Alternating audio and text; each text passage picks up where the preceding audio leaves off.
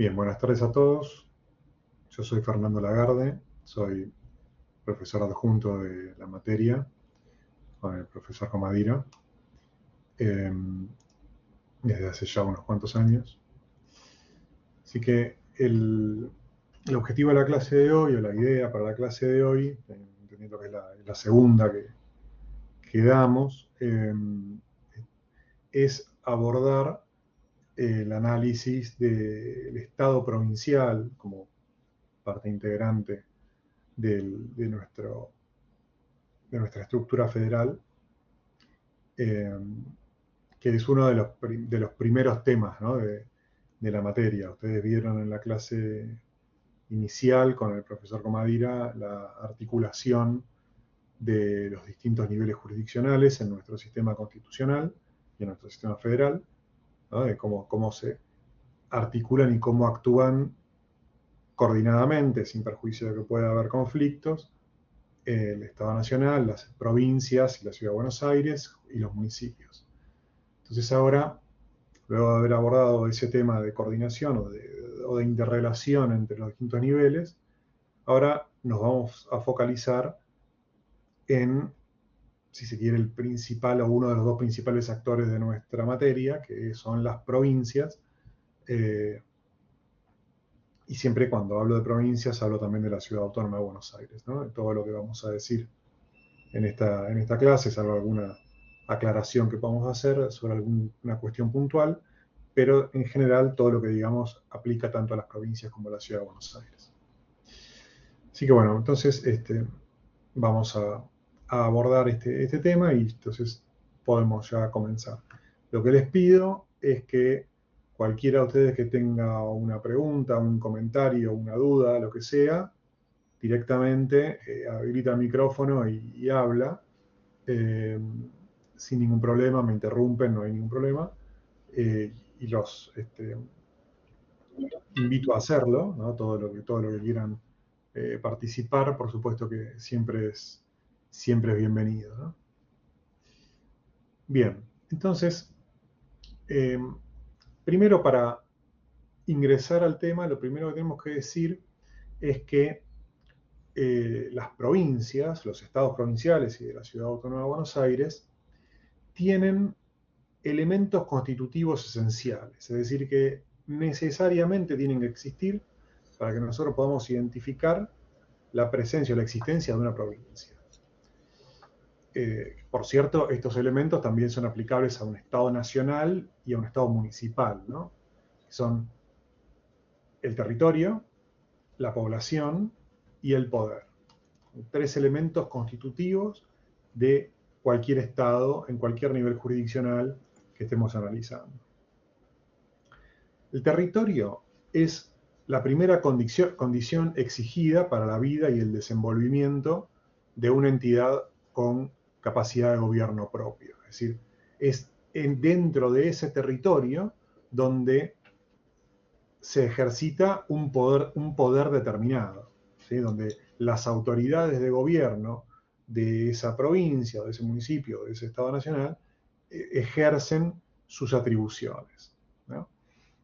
Desde el punto de vista de las provincias y de la Ciudad de Buenos Aires, la existencia de un territorio como requisito esencial de la provincia implica un deber que recae sobre el Estado Nacional de respetar el territorio de cada una de esas provincias. Obviamente, un deber sobre el Estado Nacional y también sobre el resto de las provincias, ¿no? Cada provincia y la ciudad tienen que respetar recíprocamente los territorios de las otras.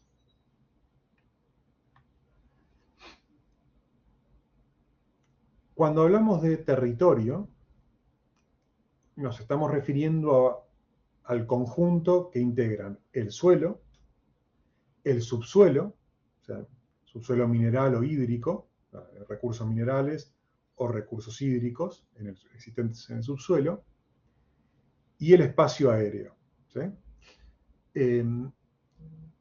Cuando hablamos de suelo, estamos hablando también, o en general, de todo el componente territorial, espacio aéreo, superficie y suelo, y subsuelo, nos estamos refiriendo también a todos los recursos naturales existentes en ese territorio.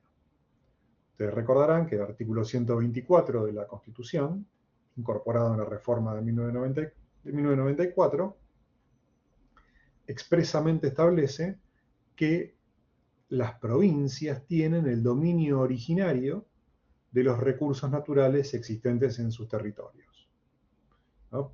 Por esa razón, por ejemplo, las provincias otorgan concesiones para explorar y explotar recursos hidrocarburíferos, petróleo y gas.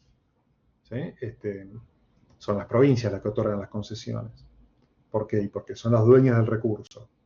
Por eso también cobran regalías, porque son las dueñas del recurso.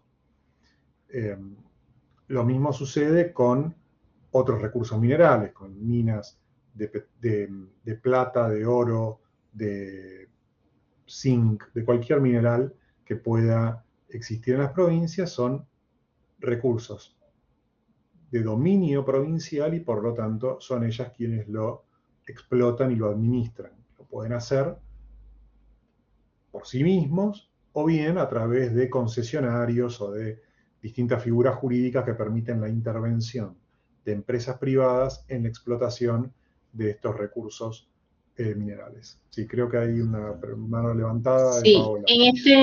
sí, ¿cómo está, profesor? En este escenario que usted plantea, que son las provincias quienes administran sus recursos, consulto, ¿no hay ninguna posibilidad o ningún escenario en donde el Estado federal tenga incumbencia en esos recursos o decida cuál es el destino de esos recursos? En la medida en que los recursos estén delimitados dentro del territorio de una provincia, son de la provincia. Si los recursos pasan a ser interjurisdiccionales, es decir, que están en dos provincias, dos o más, puede tener ya alguna injerencia el Estado Nacional. ¿Sí? El ejemplo típico Tendría, son las tendría, cuencas. Sí, decime. o sea, tendría injerencia el Estado federal o el Estado nacional siempre y cuando ese recurso que está, digamos, el limítrofe entre las provincias, estas no se decidieran de quién sería ese recurso. Entonces, ahí sí intervendría el Estado federal. No, el recurso, las provincias ya están de acuerdo de quién es ese recurso. Supongamos que es un río limítrofe, ¿sí? Que Claro, ok, divide dos provincias. ok, Por ese río pasa el límite entre esas dos provincias. Límite que, como sí, vamos a ver en un rato, fija el Congreso Nacional. Todos los límites bien. provinciales los fija el Congreso Nacional. Mm. Después, si llega a haber algún conflicto entre las provincias limítrofes, ahí ya interviene la Corte Suprema, ¿no? Los conflictos limítrofes entre las provincias los dirime la Corte Suprema.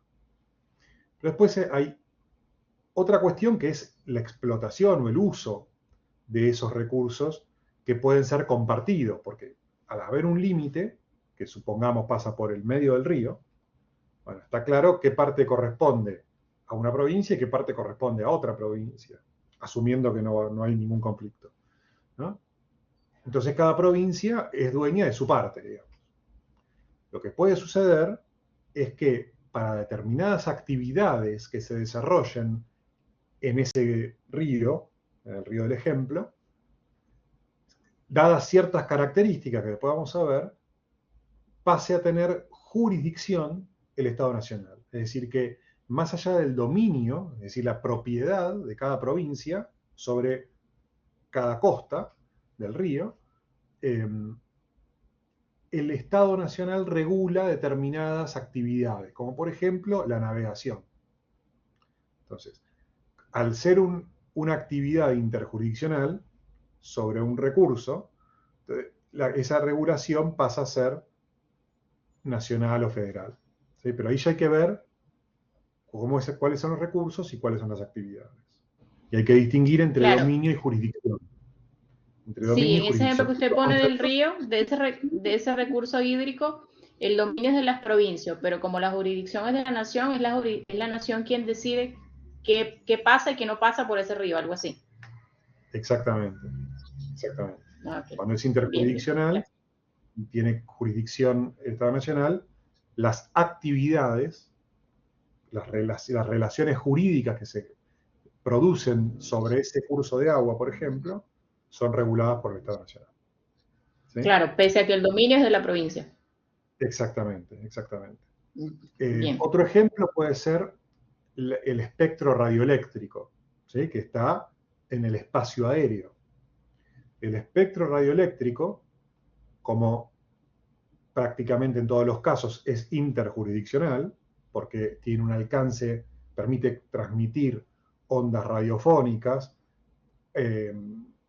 y televisivas más allá de la provincia, de una provincia, entonces el recurso pasa a ser interjurisdiccional. De ahí que es administrado, regulado y administrado por el Estado Nacional. Ahora, si en el espectro radioeléctrico hay ondas que solamente tienen un alcance dentro de una provincia determinada, bueno, será esa provincia la que va a tener, además del dominio, va a tener la jurisdicción sobre ese tipo de ondas, que tienen un alcance menor y que no exceden su ámbito territorial. ¿Sí? Esto nos estamos un poco adelantando con otros temas, pero viene bien la pregunta como para ir metiendo diferentes cosas. En cambio, por ejemplo, un recurso hidrocarburífero, un yacimiento de gas o un yacimiento de petróleo, que está dentro de una provincia, es claramente dominio de la provincia. Y la provincia la que otorga las concesiones o lo puede explotar por sí misma. Bien.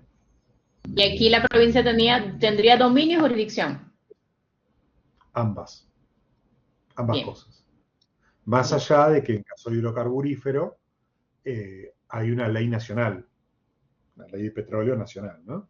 Pero más allá de esa ley nacional le reconoce a las provincias, en línea con el artículo 124 de la Constitución, que son las provincias las que otorgan las concesiones y las que establecen cierta regulación del recurso sin que se oponga esa regulación a la legislación nacional. ¿Sí? Ahí ya hay que ver cada recurso en particular de cuál estamos hablando, ¿no? Porque hay otro elemento que se suma en el caso del petróleo y del gas y de otros minerales, que es que el código de minería, y la ley de petróleo la ley de hidrocarburos es una ley anexa al código de minería, es competencia, la sanción del código de minería es competencia del Congreso Nacional, por el artículo 75, inciso 12, junto con los otros códigos de fondo. Entonces ahí hay un doble juego, digamos. Por un lado, la regulación de fondo es nacional, pero la aplicación de esa regulación es provincial. ¿Sí? Bien. Bien, gracias, profe. Bien. Entonces, recién hablábamos de los límites, ¿no? Entonces, el artículo 75, inciso 15 de la Constitución establece que es el Congreso Nacional el que fija los límites de las provincias. ¿Sí? Ahora, cuando aparece un conflicto entre dos o más provincias por un límite, ese conflicto tiene que ser dirimido por la Corte Suprema, ¿sí? Que actúa más como un árbitro que como un tribunal de justicia, ¿no? Porque aplica en general procedimientos más flexibles que los explícitamente, los estrictamente establece un código procesal, digamos, o el código procesal, ¿no? Actúa más como un árbitro, más que como un tribunal de justicia. Pero los conflictos son dirimidos por la Corte.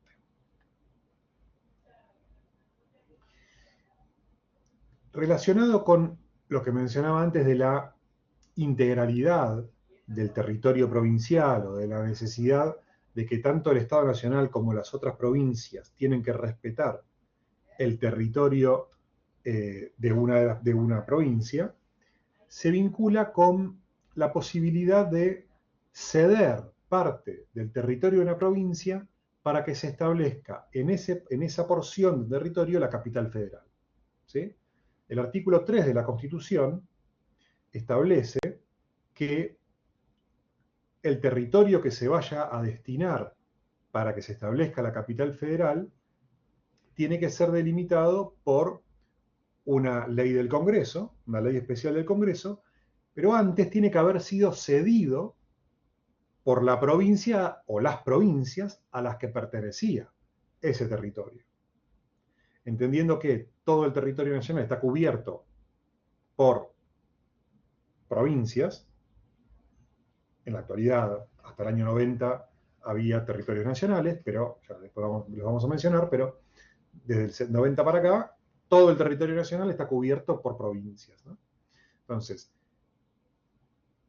si una provincia cede parte de su territorio para que se establezca la capital federal, tiene que ser primero cedido por una decisión de la legislatura de la provincia a la que esa porción de territorio pertenece, y luego el Congreso Nacional tiene que constituir en ese territorio la capital federal.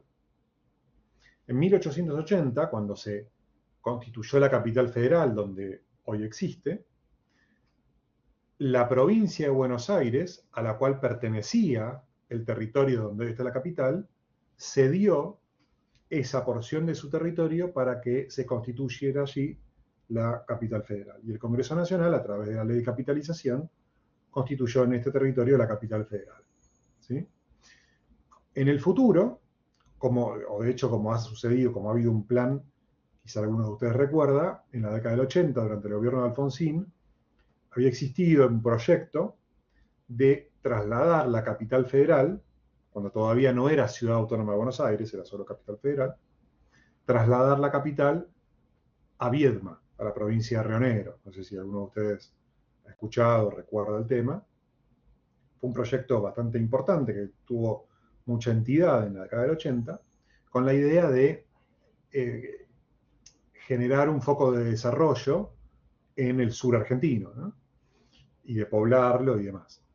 De haberse concretado ese proyecto hacia Viedma, o si en el futuro aparece otro proyecto para trasladar la capital a otro lugar, primero va a tener que existir una ley de la legislatura provincial que ceda esa porción de su territorio para que se constituya allí la capital federal, y luego va a tener que haber una ley nacional que establezca la mudanza de la capital federal a ese nuevo territorio. ¿Sí? Ahora, desde el 94, desde la reforma del 94 para acá, esta situación tiene algunos matices respecto de lo que hubiera sucedido si se trasladaba la capital a Viedma en la década del 80. ¿Por qué? Porque si el traslado de la capital se hacía antes de la reforma del 94, el territorio donde hoy está sentada la capital debía ser devuelto a la provincia de Buenos Aires. ¿Por qué? Porque la donación de la provincia de Buenos Aires había sido con el cargo de que en ese lugar se constituyera la capital federal. Si la capital federal dejaba de estar ubicada en ese territorio, esa porción del territorio debía volver a su dueño originario, que era la provincia de Buenos Aires. Ahora, esta situación cambia con la reforma del 94. ¿Por qué les parece que cambia? ¿Qué sucedió en el 94 con relación a esta porción de territorio que tiene algún impacto en esto que estamos hablando? Porque en el 129 le otorgó a la ciudad de Buenos Aires un estatus nuevo donde le reconoció como ciudad autónoma. Exactamente. Entonces, en el 94, al constituirla como nuevo sujeto federal, a la ciudad autónoma de Buenos Aires, ya dejó de ser una parte de la provincia de Buenos Aires.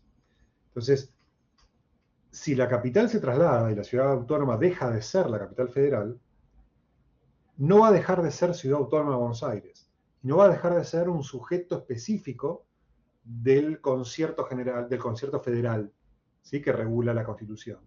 Entonces, ya esa porción de territorio no va a volver a la provincia de Buenos Aires, sino que va a seguir siendo ciudad autónoma, pero va a dejar de ser capital federal. La capital federal estará ubicada en otro lugar. Una pregunta, profesor, disculpe. Sí. Por ahí no la entendí. ¿Por qué se le da estatus de ciudad y no de provincia a Cava? Fue una decisión del constituyente en ese momento, tomando como ejemplos otros que existen en el mundo, ¿no? Como el caso de la Comunidad Autónoma de Madrid, como el caso de San Pablo, hay otros ejemplos, pero quizás el más parecido es el de la Comunidad Autónoma de Madrid, donde por cómo es la ciudad en sí, por la importancia que tiene la ciudad, pero por el limitado territorio en comparación con otras provincias, como que no se ha decidido considerarla como una provincia más, sino como con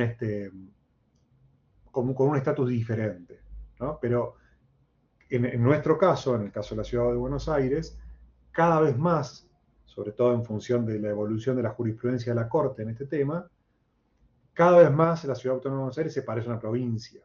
Ya, y esa diferenciación de título se está limitando solo a eso, ¿no?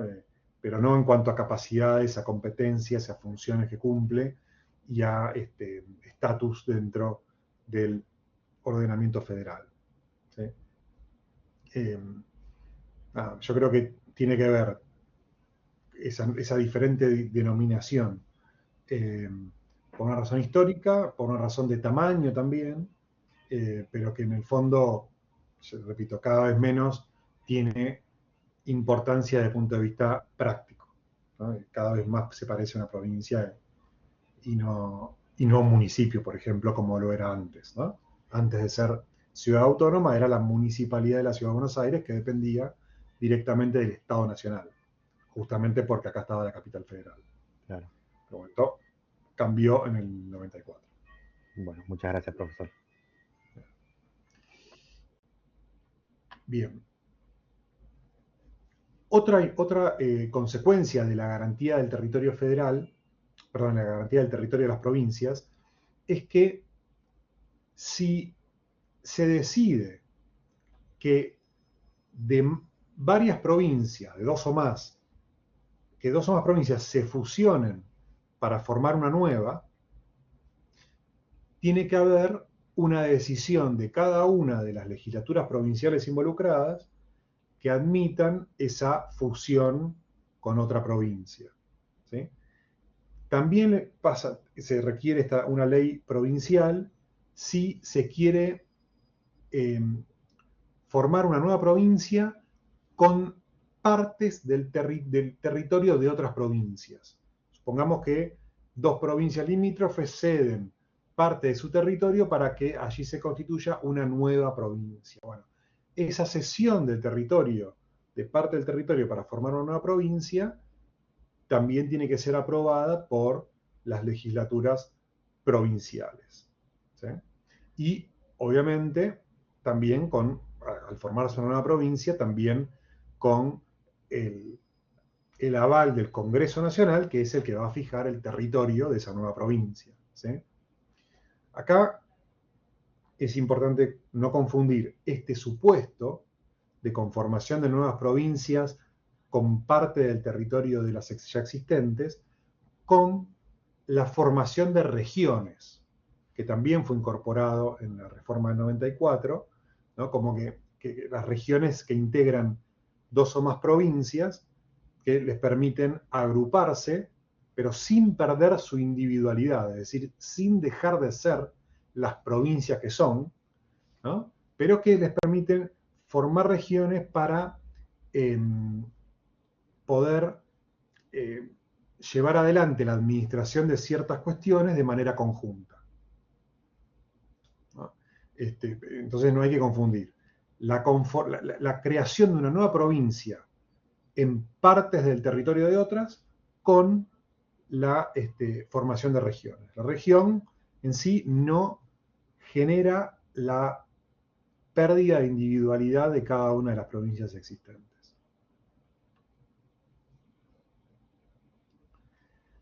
También la Constitución prevé en el artículo 13 la posibilidad de que se acepten nuevas provincias que se incorporen al Estado Nacional. Una provincia completamente nueva, ¿no? En ese supuesto es el Congreso Nacional el que tiene el competente para admitir nuevas provincias. Por supuesto, no ha sucedido esto una vez que fue delimitado el territorio nacional, una vez que se incorporó la provincia de Buenos Aires en 1860, cuando se incorpora la provincia de Buenos Aires al resto de la República Argentina con el Pacto de San José de Flores, ahí esa fue la última vez que se incorporó una provincia al territorio nacional. Luego de eso no sucedió nunca más.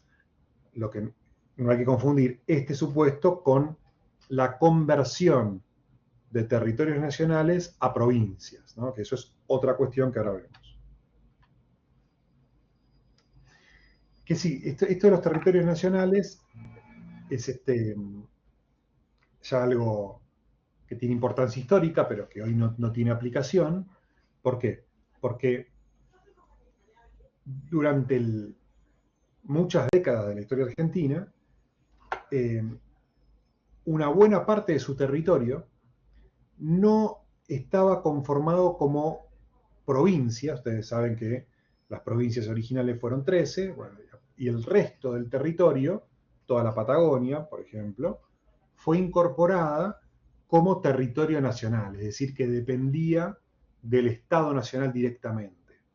Pero con el tiempo se fueron formando en ese territorio diferentes provincias. Entonces, ese territorio nacional se fue dividiendo y en esa división se conformaron nuevas provincias, que fueron entonces convertidas de territorio nacional a provincia. Cada una de esas provincias, como fue Río Negro, como fue Chubut, como fue Santa Cruz, y finalmente como fue Tierra del Fuego en el 90, que fue la última, en el año 90, fueron incorporadas al Estado Nacional con estatus de provincia exactamente igual, con el mismo estatus que tenían las provincias originales. Y no hay una diferencia de categoría entre las provincias originarias y las provincias nuevas, sino que todas se incorporan en igualdad de condiciones. ¿Sí? Este proceso de transformación de territorios nacionales a provincias finalizó en el 90 con Tierra del Fuego y ya no quedan territorios nacionales para convertir a provincias. Bien. Dejamos entonces el primer elemento constitutivo del Estado provincial, que es el territorio, con sus distintas aristas que acabamos de ver, y pasamos al segundo elemento constitutivo, que es la población. Para que exista un Estado provincial tiene que haber un territorio, y en ese territorio tiene que haber población. La población es el aspecto humano que constituye el pueblo de la provincia y que lo componen las personas físicas que habitan efectivamente en el territorio provincial. ¿Esto qué significa? Que los meros transeúntes, como pueden ser los turistas, por ejemplo, o los que viven en una provincia pero que circunstancialmente están en otra provincia por temas laborales, por ejemplo, esos transeúntes no integran el concepto de población de una provincia. Solamente está integrado la población de una provincia con las personas físicas o humanas que habitan efectivamente en el territorio provincial. ¿Sí? Ahora, cuando vemos el tercer elemento constitutivo del Estado provincial, que es el poder, que es el conjunto de autoridades que conforman el gobierno de una provincia, esto es el Poder Ejecutivo, el Poder Legislativo, el Poder Judicial, todos los órganos y entes que los conforman, ese poder, esas autoridades de gobierno, cuando ejercen el poder, cuando ejercen sus atribuciones, lo ejercen dentro del territorio, dentro de los límites territoriales de la provincia, primer elemento que vimos, pero lo ejercen tanto sobre la población, es decir, sobre las personas humanas que efectivamente habitan en ese territorio, como también sobre las personas humanas que son meros transeúntes, que están circunstancialmente en ese territorio. Cuando una persona que vive en una provincia, en Córdoba, supongamos, se traslada a la provincia de Santa Fe, por el motivo que sea, durante el tiempo que está en el territorio de Santa Fe está sometido a las autoridades y a las funciones y a las atribuciones del gobierno de la provincia de Santa Fe, por supuesto, ¿no? Y si comete una multa de tránsito, recibirá la infracción que le va a cobrar la provincia de Santa Fe o el municipio, según como sea el ordenamiento de la provincia. Si comete un delito, va a ser aprehendido por la provincia, por la policía provincial, etc., ¿no? Entonces, el poder se ejerce dentro del territorio sobre todas las personas que habitan habitualmente en él o que están circunstancialmente en él. Mientras que la población como elemento constitutivo del Estado provincial está conformada únicamente por las personas humanas que habitan efectivamente y de modo permanente en el territorio.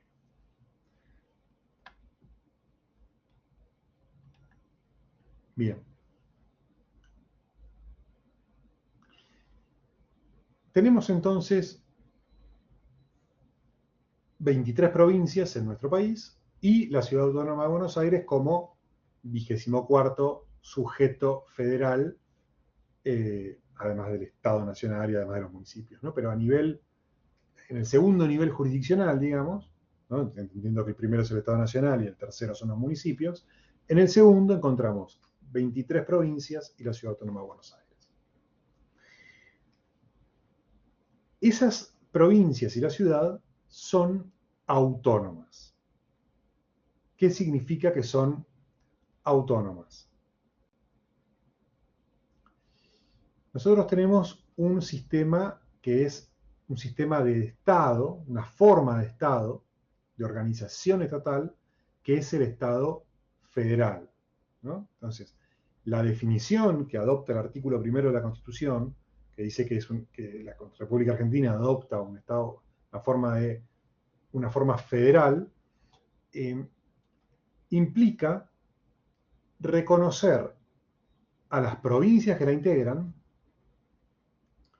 cierta entidad, ciertas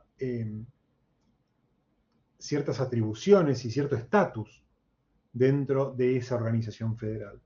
Y ese estatus está dado justamente por este carácter de autónomas.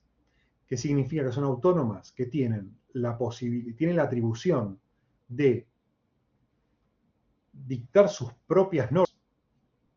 Autónomo viene de autónomos, de autonormación, la posibilidad de dictar sus propias normas, ¿sí? Y también tienen la posibilidad o la atribución de elegir a su propio gobierno, de un gobierno propio, y la población de esa provincia elige a sus autoridades, aplicando las normas que la propia provincia dictó para ello. La Constitución provincial, las normas electorales de la provincia, etc. ¿Sí? Entonces, la autonomía implica que tienen un gobierno propio, que tienen facultad de legislar por sí mismos, y además implica también que reconocen los estados provinciales y la ciudad, reconocen que por encima de ellos hay otra autoridad superior, ¿sí? Que es el Estado Nacional. Esta es la diferencia entre la autonomía y la soberanía. El soberano, el Estado soberano, no reconoce por encima de él una autoridad superior. Es el caso del Estado Nacional, que no reconoce por encima una autoridad superior. En cambio, las provincias que son autónomas sí reconocen una autoridad superior, que es el Estado Nacional, al cual conforman, al cual integran, ¿sí? Son parte integrantes de ese Estado Nacional que, por otra parte, no podría existir sin las provincias.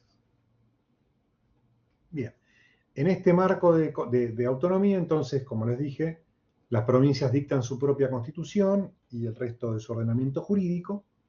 Ahora, la posibilidad o la atribución de dictar su propia constitución no es absolutamente libre, sino que la constitución provincial tiene que ajustarse a los parámetros establecidos por la Constitución Nacional, ¿sí?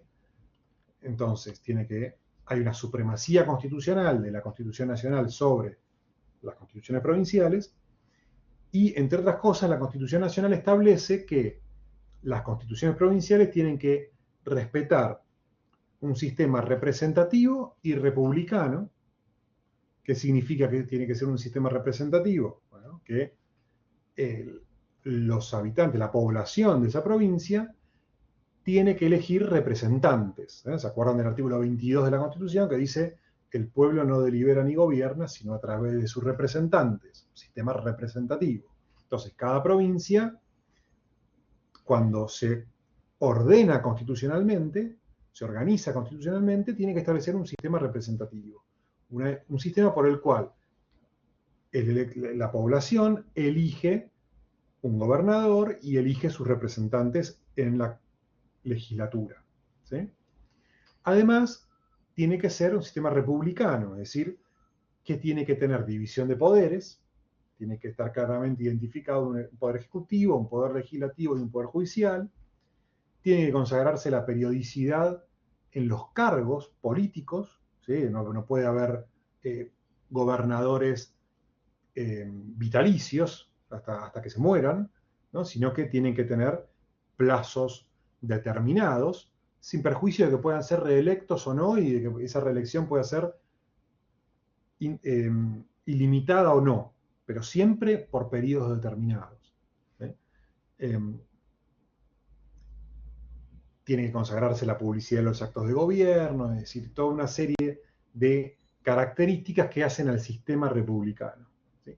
Ahora, en la medida en que respeten esa división de poderes, las provincias, en ejercicio de su autonomía, pueden determinar, por ejemplo, si la legislatura de esa provincia es unicameral o bicameral. Ustedes saben que hay provincias, como Chubut, por ejemplo, que tiene una legislatura unicameral, una sola cámara, Cámara de Representantes. Mientras que hay otras provincias, como Salta, que tienen un sistema bicameral que es similar o equivalente al sistema nacional, donde tienen una Cámara de Diputados y una Cámara de Senadores.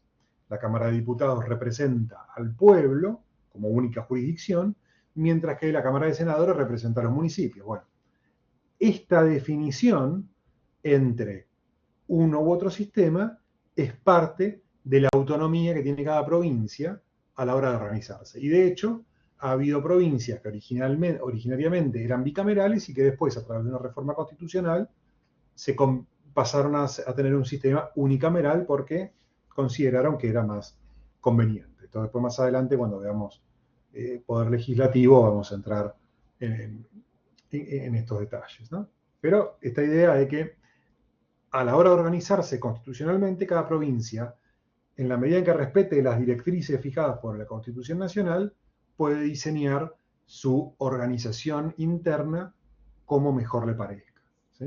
Lo mismo aplica para el Poder Judicial, ¿no? Es decir, cuántas instancias tiene, qué competencias tiene el Tribunal Superior, si el Tribunal Superior está dividido en salas o no, si existen jueces de paz o no, ¿sí? Todas esas cuestiones que difieren de una provincia a otra son parte del ejercicio de su autonomía, ¿sí? Lo que no puede haber es una ausencia de poder judicial. O sea, cada provincia tiene que tener un poder judicial, tiene que asegurar la administración de justicia, es el artículo 5 de la Constitución. Sí, hay una pregunta de Paola. Sí, profe. Hay una cosa que no he logrado entender y le pido que me corrija si es que yo estoy confundida, ¿no? Porque yo tengo entendido que deriva del tema 1 que habla del régimen republicano, que una de las características del régimen republicano es la periodicidad en los cargos públicos. Sin embargo, el Poder Judicial, los jueces, digamos, están en sus cargos mientras ostenten una buena conducta. O sea, que a mi entender, en el Poder Judicial no se ve esta periodicidad en los cargos públicos, porque los jueces están ahí hasta que hagan una cosa mala y lo saquen, algo así entiendo. Pero no se ve que se cambien. O sea, entiendo que en el Poder Judicial no se cumple esa periodicidad de los cargos públicos. Ok, bien, perfecto. Bueno, esa discusión, a ver, vamos a tratar de ordenar esto. Ahí, en todo caso, hay dos cuestiones, desde el punto de vista del Poder Judicial, que no reflejan estrictamente lo que sí sucede para el Ejecutivo y para el Legislativo respecto de la representatividad, porque no son elegidos por el voto de los ciudadanos, primer punto, y segundo punto, desde el punto de vista republicano, porque sus cargos son vitalicios, ¿sí? Son mientras dure su buena conducta o hasta que lleguen a una determinada edad y cesen en sus cargos, ¿no? Hoy, a nivel nacional, a los 75 años necesitan una revalidación por 5 años y cada 5 años para mantener sus cargos si no se jubilan. Eso es desde el 94. Antes del 94 era hasta la jubilación o hasta la muerte. No estaba el límite de los 75 años. Bien, ahora, esto hace al origen del sistema, del sistema republicano, ¿sí? De Constitución de Estados Unidos, 1787, que es donde nace este sistema así tal como lo conocemos, ¿no? Más allá de que tenga otros antecedentes parecidos en Gran Bretaña y en otros lugares, pero nuestro sistema está moldeado en el sistema estadounidense que aparece en 1787 con la Constitución. Y lo que se buscó al excluir al Poder Judicial de estos dos elementos, de representatividad y de periodicidad en los cargos, fue que el Poder Judicial de algún modo actúe como moderador y como control de los otros dos poderes, que son los dos poderes más políticos por excelencia, ¿no? El Poder Ejecutivo y el Poder Legislativo. Y acá es donde entra en juego otro elemento fundamental, otro principio fundamental del sistema republicano, que es el control entre los poderes, el control recíproco entre los poderes, ¿no? Entonces, en la medida en que el Poder Judicial controla las decisiones del Poder Ejecutivo y las decisiones del Poder Legislativo, se entendió desde su origen que a los jueces había que dotarlos de estabilidad en sus cargos para que no estén sujetos ellos también a los vaivenes de la política, ¿sí? En otros países, incluso en Estados Unidos a nivel estadual, esto ha mutado. Ustedes saben que el federalismo estadounidense es diferente al nuestro federalismo porque los estados en Estados Unidos tienen muchas más atribuciones que las que tienen nuestras provincias, ¿no? Como por ejemplo la posibilidad de dictar código de fondo, código civil, por ejemplo. Cada estado puede dictar su código civil. Bueno, algunos estados han establecido la periodicidad en los cargos de los jueces y la elección popular de los jueces. En nuestro sistema eso no ha sucedido. Es una cuestión de diseño institucional. Ninguno está por definición mejor o peor, o ninguno es mejor o peor por definición. Hay argumentos para los dos lados y desde el origen, desde Estados Unidos, fines del siglo XVIII, está esta discusión, ¿no? Lo que se llama el argumento contramayoritario. Se dota al Poder Judicial de esa estabilidad en el cargo como para que modere a los otros dos, y controle a los otros dos poderes, ¿no? Ningún sistema está bien o mal por definición. Es el que tenemos. Y mientras que la Constitución diga lo que dice, los jueces tienen estabilidad en el cargo. De hecho, ya en el 94 se estableció una pequeña modificación a esto, que es el límite de la estabilidad hasta los 75 años, cosa que antes no existía, ¿sí? Pero bueno, es parte de la discusión y lo vemos en la discusión política de nuestro país, ¿no? Donde algunos plantean que es necesario modificar este sistema. Pero bueno, para modificarlo hay que modificar la Constitución. Y eso habrá que seguir el procedimiento correspondiente para la reforma constitucional y reunir la mayoría necesaria y demás. Pero lo que tenemos hoy es esto, es estabilidad de los cargos sin elección. ¿Sí? Nada es imposible, lo que pasa es que para algunas modificaciones hay que reformar la Constitución. Es otro diseño institucional. Nada más y nada menos. Claro, exactamente. Bien.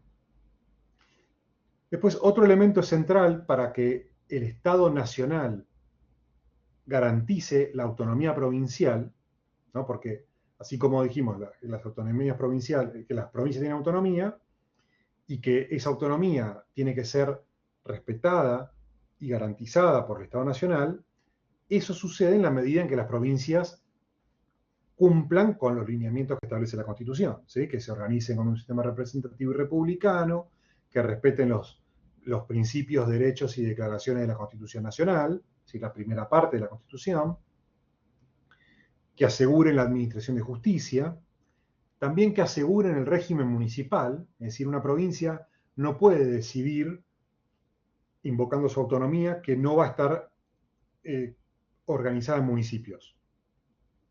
Las provincias tienen que tener municipios. Después, cada provincia diseña su propio régimen municipal, ¿sí? Pero tiene que tener municipios, no pueden no tener municipios, ¿sí? Y además tiene que asegurar la educación primaria,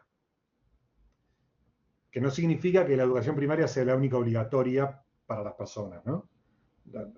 Para las personas, según la Ley de Educación Nacional, es obligatoria la educación primaria y la educación secundaria. Pero la Constitución, en el artículo 5, establece que las provincias tienen obligación de asegurar la educación primaria, como requisito para que el Estado Nacional garantice y respete esas autonomías provinciales. Bien. ¿Qué sucede si alguna de estas cuestiones no se presenta o se viola por parte de una provincia?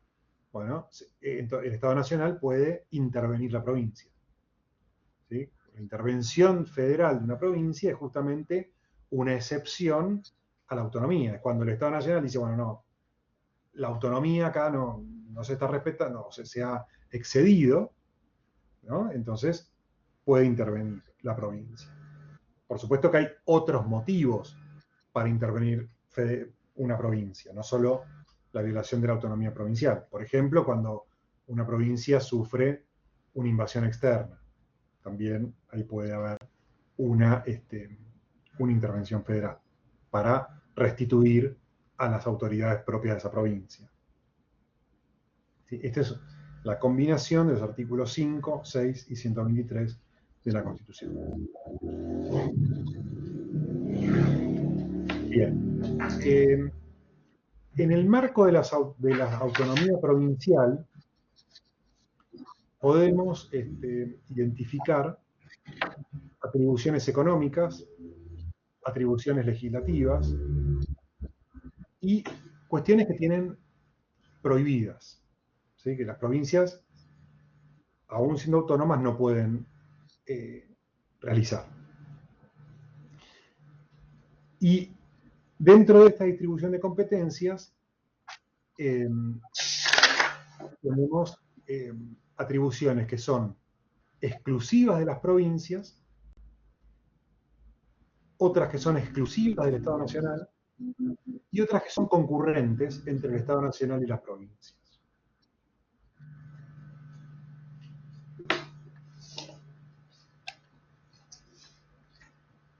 Bien. Entre las atribuciones exclusivas del Estado Nacional, acá una aclaración. La distribución de competencias o de atribuciones entre el Estado Nacional y las provincias siempre se hace en un Estado federal con Constitución escrita a través de la Constitución. Es la Constitución la que establece el diseño institucional y en ese diseño institucional distribuye competencias entre la nación, el Estado Nacional y las provincias. Para distribuir las atribuciones hay básicamente tres sistemas. Un primer sistema es enumerar taxativamente cuáles son las atribuciones que se le otorgan al Estado Nacional, por un lado, y por otro, cuáles son las atribuciones que taxativamente se le otorgan a las provincias. Entonces ahí están los dos listados y está claro qué le corresponde a cada cosa, a cada nivel jurisdiccional. El problema que tiene este sistema es que es prácticamente imposible hacer una enumeración taxativa de las atribuciones que le corresponden a cada uno. Siempre alguna atribución va a quedar afuera, y además va a quedar afuera por el propio devenir histórico de la propia evolución de los países, ¿no? Las constituciones son documentos, son instrumentos jurídicos que tienen una vocación de permanencia en el tiempo, que no están diseñadas para ser cambiadas permanentemente, sino para perdurar en el tiempo, y si son demasiado rígidas, demasiado estrictas, demasiado taxativas, se corre el riesgo de quedar desactualizadas rápidamente. Entonces, esta distribución taxativa de atribuciones en general no es utilizada en ningún país. Entonces, los países utilizan alguna de las otras dos formas de distribuir competencias. ¿Cuáles son esas formas? Son enumerar taxativamente las atribuciones del Estado Nacional y decir que todo lo no atribuido al Estado Nacional corresponde a las provincias, es decir, una cláusula residual, que es el Estado tiene A, B, C y D atribuciones y todas las demás que existan pertenecen a las provincias. O bien la forma inversa, es decir, enumerar taxativamente cuáles son las atribuciones que le corresponden a las provincias y todo lo demás le corresponde al Estado Nacional. Algunos de esos dos sistemas son los que en general utilizan todos los países con constituciones escritas que distribuyen competencias entre el Estado Nacional y sus unidades jurisdiccionales inferiores. ¿Cuál les parece que es el sistema que utiliza nuestra Constitución? El inverso, o sea, enumera las atribuciones del Estado federal y todo lo que no sea Estado federal, pues será provincial. Efectivamente. Ese es el sistema que toma la Constitución Nacional, ¿no? Enumera las atribuciones del Estado Nacional en el artículo, fundamentalmente en el artículo 75, cuando habla de las competencias del Congreso, en el artículo 99, en los artículos que habla de las competencias del Poder Ejecutivo Nacional, en los artículos 116 y 117, que habla de las competencias del Poder Judicial y de la Corte Nacional, ¿no? Y algunos otros artículos por ahí, pero básicamente son esos los que identifican cuáles son las atribuciones del Congreso Nacional, o perdón, del Estado Nacional en alguno de sus poderes. Y luego todo lo demás está en manos de las provincias, aclarando que algunas atribuciones son concurrentes, son ejercidas por ambos. Ejemplo típico, el poder tributario, la posibilidad de imponer tributos. ¿Sí? Artículo 75, inciso 2 e inciso 3 de la Constitución, fundamentalmente inciso 2, establece que los impuestos internos son competencia, los impuestos indirectos son competencia tanto del Estado Nacional como de las provincias, es concurrente, ¿sí?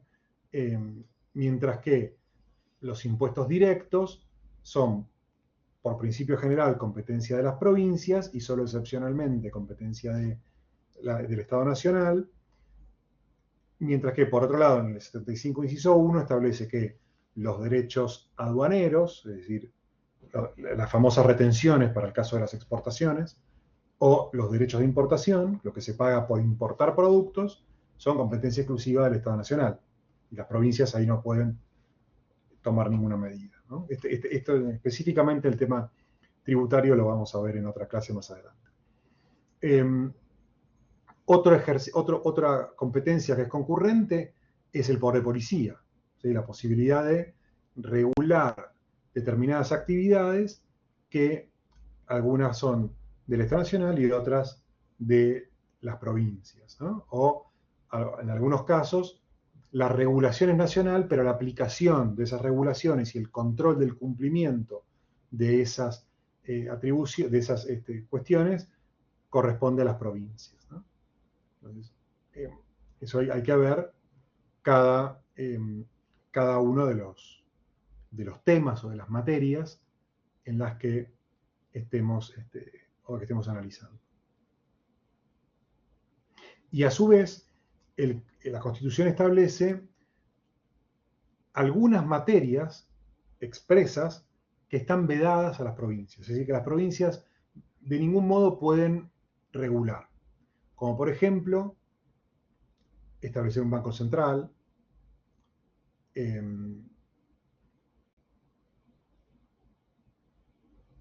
acuñar moneda, y otras, llevar adelante las relaciones internacionales, ¿no?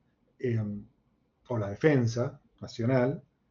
Son algunas atribuciones que dictar códigos de fondo, que son el Código Civil, Código Penal, el Código de Minería, las leyes laborales y de seguridad social, son atribuciones del Estado Nacional que no pueden ser ejercidas por las provincias. En cambio, sí, como ustedes saben, las provincias tienen la atribución de dictar todos los códigos procesales. Ustedes saben que todas las provincias tienen su código procesal civil y comercial, su código procesal penal, etc. La regulación del derecho administrativo, por ejemplo, en el ámbito de cada provincia es local. Entonces, cada provincia tiene su propia ley de procedimientos administrativos y regula el régimen jurídico de los actos administrativos que dictan sus propias autoridades, etc. Bien.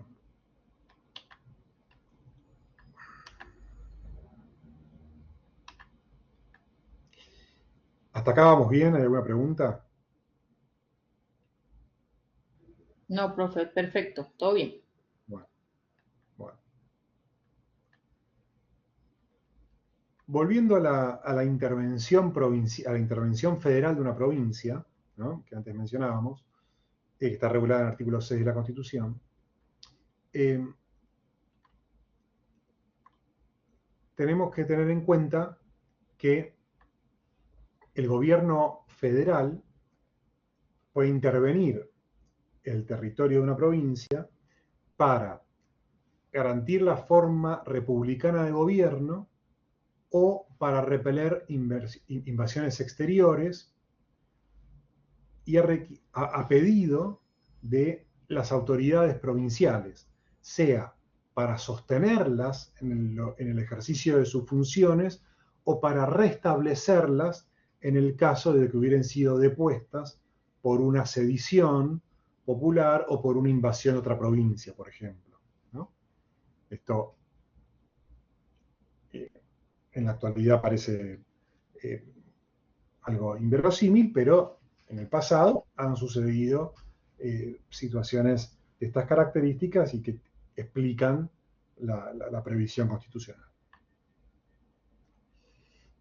Por supuesto que la intervención federal es un instrumento institucional de excepción y de emergencia, ¿sí? No es algo que se pueda utilizar con ligereza y que no es algo que se utilice habitualmente. Tiene que ser una situación muy extrema para que el Estado Nacional decida intervenir en una provincia. Siempre, cuando menciono las provincias, incluyo también a la ciudad de Buenos Aires, ¿no? Que puede ser intervenida exactamente igual que una provincia. ¿Cuál es la finalidad de la intervención federal? Bueno, primero, mantener la supremacía de la Constitución, de los tratados federales y de las leyes federales, mantener la supremacía de las instituciones políticas provinciales, es decir, respetar su autonomía, restituirla en el caso de que hubiera sido afectada, y mantener la paz y la integridad de las provincias. Hasta el año 94, hasta la reforma de la Constitución del 94, no estaba definido qué autoridad era la competente para decidir la intervención de la provincia. La Constitución no decía nada, decía que el gobierno federal decide la intervención, pero no definía dentro del gobierno federal si lo determinaba el presidente de la nación o el Congreso. Bien. En la reforma del 94 esta duda se aclaró, estableciendo expresamente que corresponde al Congreso Nacional disponer la intervención federal a una provincia o a la ciudad, y solo excepcionalmente, cuando el Congreso Nacional está en receso, la intervención puede ser decidida por el Poder Ejecutivo. Y en ese caso, en el acto, en el decreto por el cual ordena la intervención o dispone la intervención federal, en ese mismo acto simultáneamente tiene que convocar al Congreso Nacional para que se reúna en sesión extraordinaria para que trate esa intervención federal. Y una vez constituido o reunido el Congreso Nacional, tiene que aprobar o revocar la intervención federal decretada por el Poder Ejecutivo mientras el Congreso estaba en receso. ¿Sí? Esta regulación es la combinación de los artículos 75, inciso 31 y 99, inciso 20 de la Constitución, por supuesto, a partir de la reforma del 94. Durante la intervención federal se mantiene la personalidad jurídica de la provincia, es decir, la provincia sigue siendo la provincia, más allá de que esté intervenida.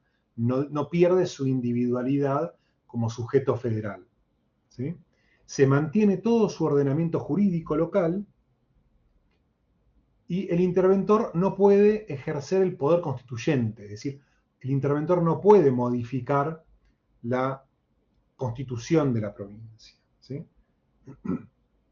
Sí podrá dictar decretos, podrá ejercer, entendiendo que se interviene el poder ejecutivo provincial, reemplaza el interventor al gobernador provincial, ocupa su lugar y ejerce sus atribuciones, ¿sí? Pero obviamente no puede modificar la constitución de la provincia. Y se mantienen todos los contratos y todas las obligaciones asumidas por la provincia. Es decir, la intervención federal no interrumpe, no elimina, no extingue las obligaciones asumidas por la provincia antes de la intervención federal. Ahora, si bien la intervención federal es decidida por el Poder Legislativo, por el Congreso, el interventor o la interventora es designada por el Poder Ejecutivo, ¿sí? Es el Poder Ejecutivo el que designa a la persona que va a llevar a cabo esa intervención. Las atribuciones que va a ejercer esa persona con el cargo de interventor o interventora van a estar otorgadas por la ley que dispuso la intervención. Todos los actos que realice dentro de sus atribuciones obligan a la provincia intervenida, porque el interventor pasa a ocupar el lugar del gobernador, entonces es como si fuera una autoridad provincial. De ahí que lo que realice en ejercicio de sus atribuciones obliga a la provincia, ¿sí? Y además es un representante del gobierno federal en la provincia. Es decir, el interventor o interventora ejerce una doble representación. Por un lado, representa a la provincia como si fuese una autoridad provincial, pero a su vez representa al gobierno federal en la provincia durante el intervención, porque es el que la intervino y que tomó la decisión de intervenir. ¿Y ese interventor estaría hasta cuándo? Normalmente la intervención, la decisión de intervenir, la ley, fija un plazo de vigencia de esa intervención. También puede suceder que el plazo sea incierto, es decir, hasta tanto se resuelva la situación que dio origen a la intervención. Bueno, eso ya es más discutible porque justamente es incierto, ¿no? Entonces, pero puede ser de las dos formas. Si es por un plazo y el plazo cierto se vence y la situación no se resolvió, entonces va a haber que prorrogar la intervención a través de una nueva ley. ¿Sí? Profesor, una pregunta. Sí. ¿De dónde surge este interventor? ¿Cómo es seleccionado por el Ejecutivo? Lo selecciona discrecionalmente. Elige a una persona directamente. Está Sin bien, no es ningún que hay tipo una de... terna. No, sin ningún Ah, tipo de procedimiento de selección reglado. Para bien, nada. gracias. Elige a una persona de su confianza que considera que es idónea para ejercer esa función, entonces la designa. ¿Sí? Una vez que sale interventor, ¿puede volver el gobernador que estaba? Si el gobernador está dentro de su mandato y la intervención termina antes del mandato y no se ha afectado la designación o la elección del gobernador, sí, es posible. Sí. Obviamente siempre dentro del mandato. Puede suceder, ya esto depende de cuáles son los motivos que generaron la, la intervención, ¿sí? Porque también puede suceder que se convoque elecciones durante la intervención. O sea, ahí hay que ver en cada caso concreto cuál es la situación y bueno, habrá que analizar cada caso, ¿no? Pero en principio, si está dentro de su mandato y se restituye la situación, caso típico que está previsto en la Constitución, más allá de que es difícil de que suceda, la, la destitución por sedición.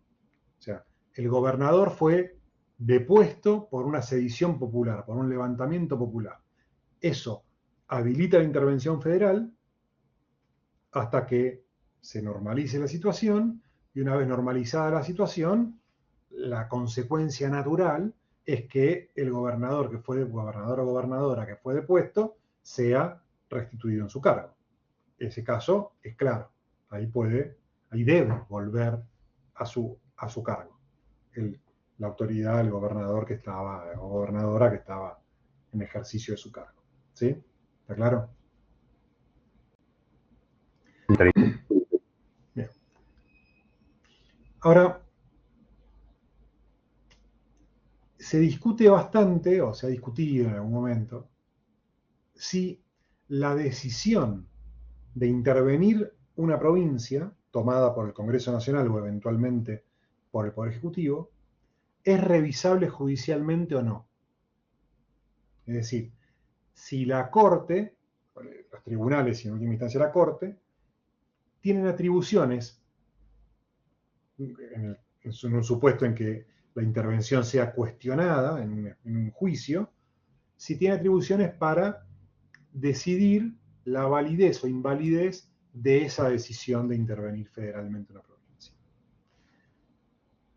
La Corte, históricamente, ha sostenido que la decisión de intervenir en una provincia es una cuestión política no justiciable, es decir, que no es revisable judicialmente. Ahora, lo que sí son plenamente revisables son los actos del interventor en ejercicio de sus atribuciones en el marco de la intervención. O sea, todo lo que haga el interventor es 100% revisable judicialmente, del mismo modo que es revisable judicialmente lo que haga un gobernador o lo que hace un presidente. ¿Sí? Eso sí, lo que no es revisable judicialmente es la decisión de la intervención federal. ¿Sí?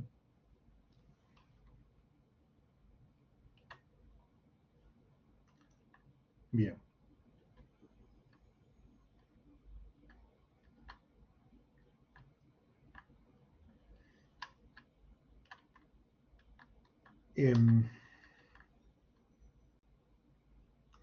volviendo un poco a las atribuciones y este reparto de competencias, les decía que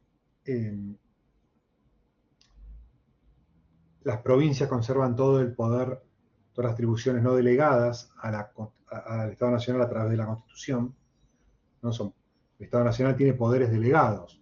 ¿Por qué se dice que las provincias delegan sus atribuciones en el Estado Nacional o al Estado Nacional a través de la Constitución? ¿Por qué las provincias delegan al Estado Nacional y no al revés, no el Estado Nacional delega a las provincias? ¿Qué les parece?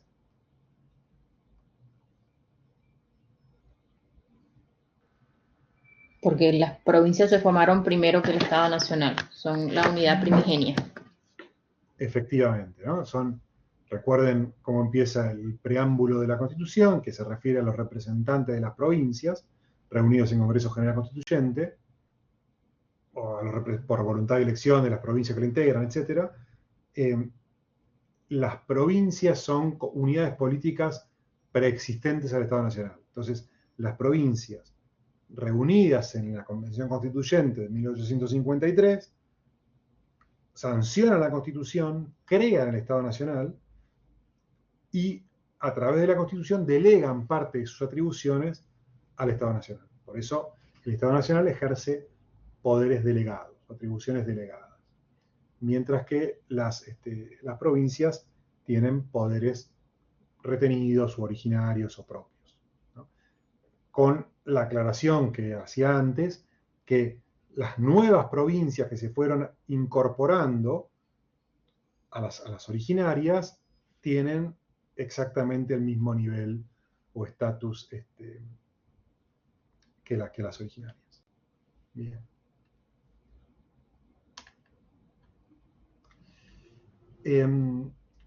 Ahora, dentro de los poderes delegados está la posibilidad de establecer bancos con facultades de emitir billetes sin autorización del Congreso Nacional.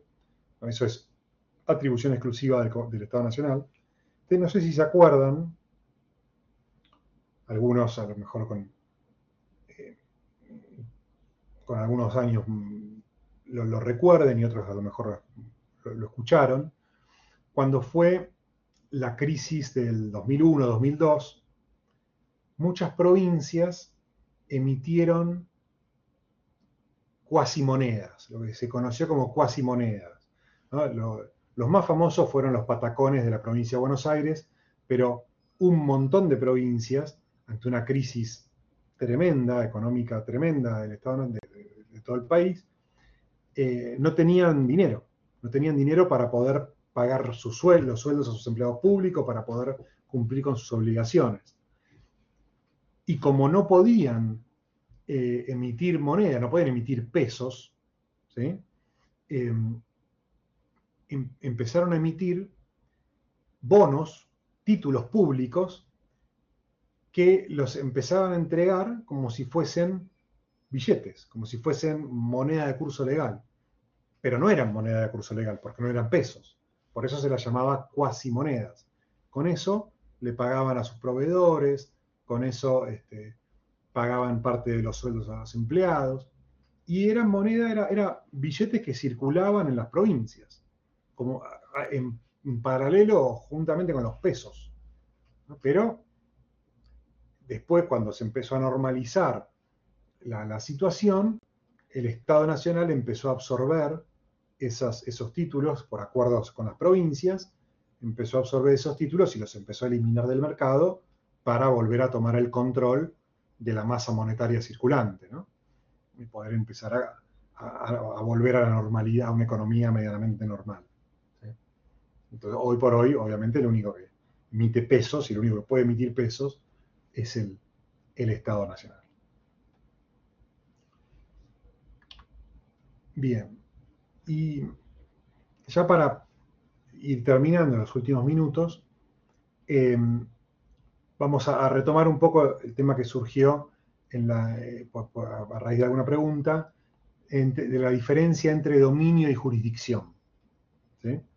Esto de que hablábamos de que la provincia puede tener dominio sobre un determinado territorio, pero no necesariamente eso implica que tenga jurisdicción sobre ese territorio, o que la jurisdicción no sea plena.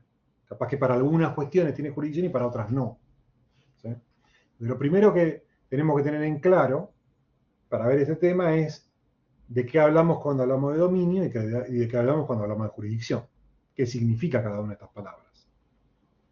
Bien, el dominio, si vieron derechos reales ya lo saben, es el derecho real en virtud del cual una persona se encuentra sometida, una cosa, perdón, se encuentra sometida a la voluntad y a la acción de una persona. ¿Sí? Es el poder que tiene una persona sobre una cosa. Esa cosa es de su propiedad, de su dominio. Mientras que la jurisdicción es la suma de facultades, o son las facultades, que una autoridad de gobierno tiene sobre determinadas materias. La posibilidad de regular determinadas materias. ¿Sí? Como puede ser regular el comercio, regular la navegación, regular el ejercicio de una profesión, regular la actividad bancaria, regular los requisitos que tiene que cumplir un bar para poner mesas en la vereda, regular las leyes de tránsito para circular en un pueblo o en la ciudad de Buenos Aires o en la ciudad de Rosario, donde sea. Es decir, la jurisdicción es la facultad o es la suma de facultades para las distintas materias que permiten regular distintas relaciones o distintas situaciones jurídicas. ¿Sí? Entonces, el dominio se ejerce sobre las cosas, materiales o inmateriales, ¿no? Por ejemplo, los derechos de autor, que son inmateriales, pero se tiene dominio sobre esos derechos de autor, y la jurisdicción se ejerce sobre las relaciones, ¿sí? Relaciones y situaciones. Entonces, la titularidad del dominio y la jurisdicción no siempre coinciden en la misma persona. De este modo, la provincia, que es una persona jurídica, pública, estatal, puede tener el dominio sobre un bien, pero carecer de jurisdicción, porque esa jurisdicción pertenece a otra persona pública, estatal, como puede ser el caso del Estado Nacional. ¿Sí? Ejemplo. Hablábamos de los ríos. Bueno, si un río es navegable y es interjurisdiccional, es decir, que conecta dos o más provincias y que la navegación se produce entre esas dos o más provincias, la jurisdicción para regular esa actividad, la navegación, es del Estado Nacional. ¿Por qué? Porque es interjurisdiccional. Ahora, el dominio del río va a ser de los estados ribereños. Cada provincia va a tener el dominio sobre su ribera, ¿sí? Sobre su costa.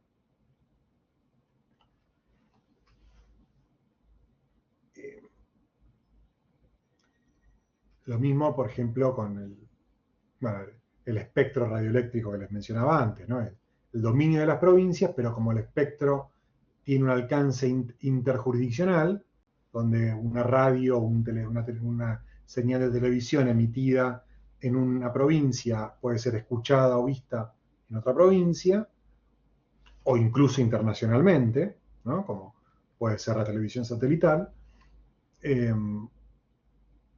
son reguladas por el Estado federal, por el Estado nacional. ¿Sí? Porque hay interjurisdicción. Profe, sí. ¿Y esto de dominio y jurisdicción va a depender del recurso de que se trate? Si es interprovincial o si es solamente provincial. Por ejemplo, si en una provincia, si en Neuquén se encontraran diamantes, ¿será Neuquén quien tenga el dominio y la jurisdicción sobre eso? Sí. Sí, porque está en el territorio provincial y los recursos naturales son del dominio originario de las provincias. Ahí va a tener el dominio. Después, en el caso del diamante como mineral, se va a regir por el Código de Minería, que es nacional. ¿Sí? Pero la aplicación Claro, del por eso Código de te lo Minería va a pregunto, ser porque el Código de Minería establece que los minerales de primera categoría, que en eso incluye a los diamantes, tiene jurisdicción el Estado federal. Si bien es cierto que se pudieron encontrar en Neuquén, el que va a decir qué hacer o qué no hacer con esos diamantes es la nación. Claro, bueno, si es primera categoría, no me acordaba que los diamantes eran primera categoría, no suelen Sí, aparecer muy seguido, pero sí. Si el Código de Minería reserva determinados minerales al Estado Nacional, será jurisdicción nacional. Si claro, no, por eso es pregunto. Entonces, jurisdicción. claro, entonces dependerá del recurso de que se trate, porque también el Claro, Código de Minería establece que en el caso de las canteras o las piedras con las que se que hacen son las de tercera pinturas categoría, son. claro, esos Claro, sí son de dominio y jurisdicción de la provincia. claro. Entonces eso significa que la provincia otorga los permisos para la exploración, Claro, otorga y regula los principios, los permisos o las concesiones para la explotación, etc. sí. Exactamente. Bien, bien. Profe, antes de que termine, a mí me gustaría que hablara un Sí. poquito de las regalías y las contribuciones, que es el final del tema 4, que también está relacionado con esto del dominio. Bueno, a ver, las regalías, que es algo que se ve típicamente en la explotación hidrocarburífera, petróleo y gas, eh, son una, una obligación que se les impone a los particulares, las empresas privadas que explotan estos recursos, que los explotan por una concesión que les otorgó la provincia, ¿sí? Una obligación que tienen que pagar a la provincia un determinado porcentaje de lo que obtienen por la extracción de ese recurso. ¿Sí? Puede ser el 12%, el 10%, el 8%, lo que sea. El fundamento de esta obligación es justamente que el recurso que están explotando es de la provincia. Entonces, a través de la regalía, la provincia participa del ingreso que genera la explotación de ese recurso. Perdón, Además, profesor, y la participa con los municipios. sí, eso ya va a En el caso depender de de Chubut. cada provincia. En el caso de Chubut, parte de esas regalías que cobra la provincia la reciben los municipios donde están los yacimientos. Exacto. Gracias. Eso ya depende, la participación con las provincias, perdón, con los municipios, ya depende de la De organización o acuerdos. de la regulación de cada provincia. Y de acuerdos entre la provincia y su respectivo municipio. Exacto. Gracias. Pero bueno, la regalía es eso, es una obligación que se funda por un lado, en el dominio del recurso, que es de la provincia, y que lo explota un privado, y además también muchas veces, no en todos los casos, pero muchas veces, se funda en que ese recurso es no renovable. Es decir, el petróleo y el gas se agotan con su explotación. Entonces también ese es otro argumento que se ha usado para justificar la validez de las regalías. Pero fundamentalmente la regalía se justifica en que el recurso explotado es del Estado provincial. ¿Sí? Y las otras, las contribuciones. Las contribuciones son un tipo de tributo. O sea, los tributos son tres. Típicamente se clasifican en impuestos, tasas y contribuciones. Esto después vamos a tener una clase sobre la parte de aspecto financiero, administración financiera y demás, donde vamos a entrar en el tema tributario y en la coparticipación federal de impuestos y eso. Pero bueno, ya que sale el tema, la contribución como tipo de tributo se caracteriza por ser una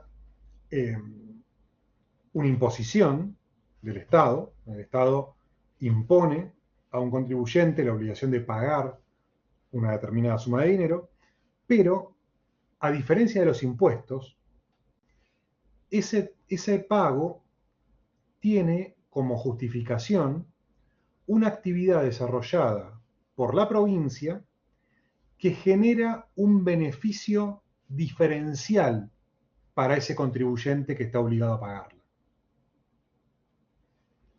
Rápidamente lo distingo de los otros tributos para que se entienda bien. Nosotros pagamos IVA. Cada vez que compramos algo, pagamos IVA. Impuesto al valor agregado. Es un impuesto, claramente. ¿Qué significa que es un impuesto? Que no recibimos nada a cambio. Ese impuesto no está atado a la prestación de un servicio, sino que en todo caso el servicio es la totalidad de las funciones que cumple el Estado Nacional. Pero no hay un servicio atado al pago del IVA. Entonces, los impuestos no tienen un servicio correlativo. En cambio, la tasa, ejemplo, alumbrado, barrido y limpieza,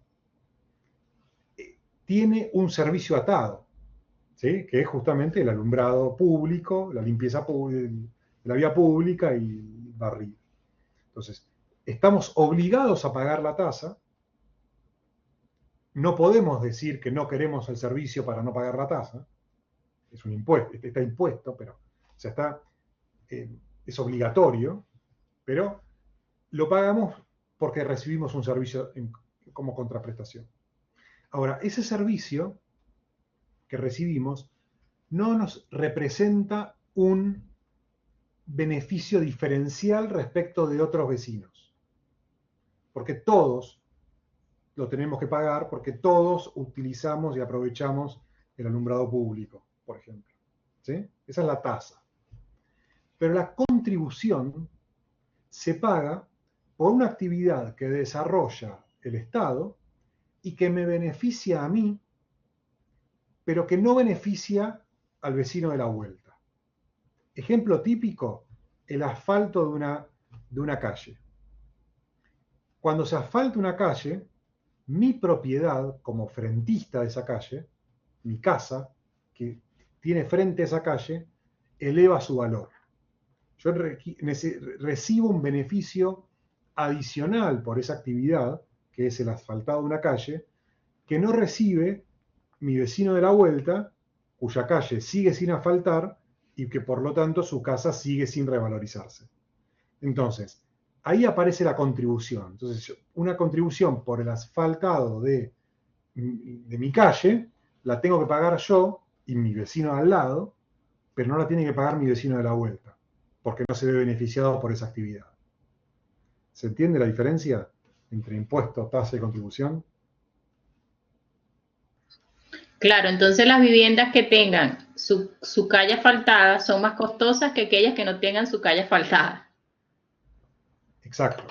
Tienen un mayor valor inmobiliario. ¿Sí? Y ese mayor valor, ¿por qué y tienen que pagar una contribución por ese, claro, por la revalorización que le da la calle. Pero claro. De ese modo financian el asfalto, claro. Claro. ¿Ok? Bueno, si les parece con esto, cortamos acá y bueno, ya después nos veremos en otra Sí. clase más adelante. Pero bueno, si tienen alguna pregunta o comentario, y si no, No, nos despedimos buenísima la hasta clase, pronto. doctor. Muchas gracias. Bueno, muy bien, entonces, muchas gracias a todos y nos vemos la próxima. Muy claro, profesor, muchas gracias. Buenas tardes. Muy Chao. claro, muchas gracias.